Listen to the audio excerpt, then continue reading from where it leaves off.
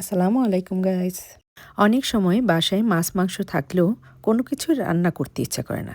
তখন একমাত্র ভরসা টমেটো। আর এই টমেটো দিয়ে যদি দেশি স্বাদের কোনো রান্না করে গরম গরম ভাতের সাথে খাওয়া যায় তাহলে তো কথাই নেই। আর সেই রান্না যদি হয় আম্মুর রেসিপিতে, আম্মু নিজেই তৈরি করেন, তাহলে এক প্লেট ভাত বেশি খাওয়া যায়, তাতে কোনো সন্দেহ নেই।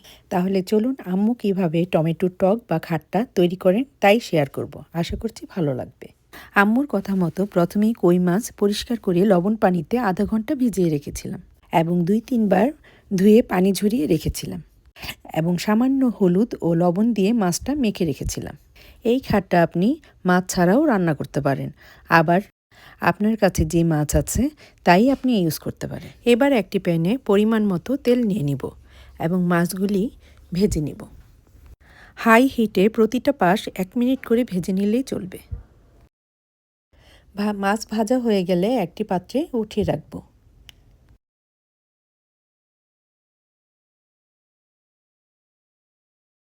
এবার মাছ ভাজার প্যানে দিয়ে দিলেন পরিমাণ মতো পেঁয়াজ এবং অপেক্ষা করলেন পেঁয়াজটা নরম না হওয়া পর্যন্ত।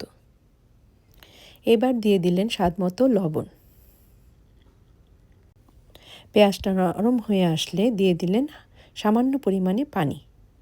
দিয়ে দিলেন সামান্য পরিমাণে লাল মরিচের গুঁড়া।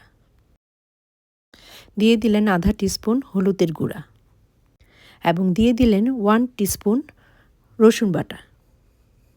এবার তেল পেঁয়াজের সাথে মশলাটা খুব ভালোভাবে মিশিয়ে নিলেন এবং 3 থেকে 4 মিনিট কষিয়ে নিলেন যতক্ষণ না পর্যন্ত তেলটা উপরে ভেসে আসে।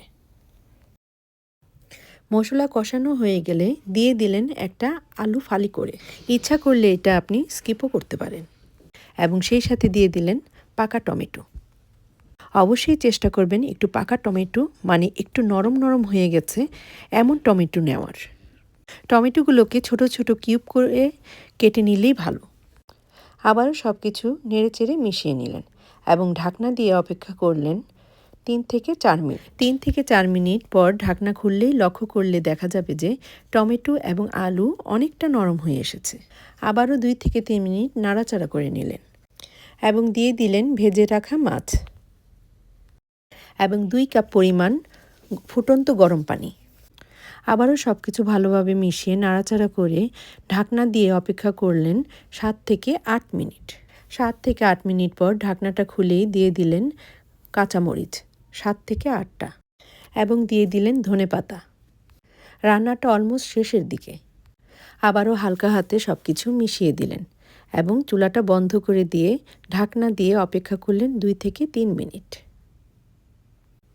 আর 2 থেকে 3 মিনিট পরেই তৈরি হয়ে গেল সুস্বাদু মজাদার জিভে জল আসা টমেটোর খাট্টা বা টমেটোর টক। নামে সাধারণ কিন্তু খেতে অসাধারণ। সুস্বাদু মজাদার এই টমেটোর খাট্টা বা টক তৈরি করুন এবং পরিবারের সাথে শেয়ার এবং এনজয় করুন। ভালো থাকুন, সুস্থ থাকুন। আল্লাহ হাফেজ।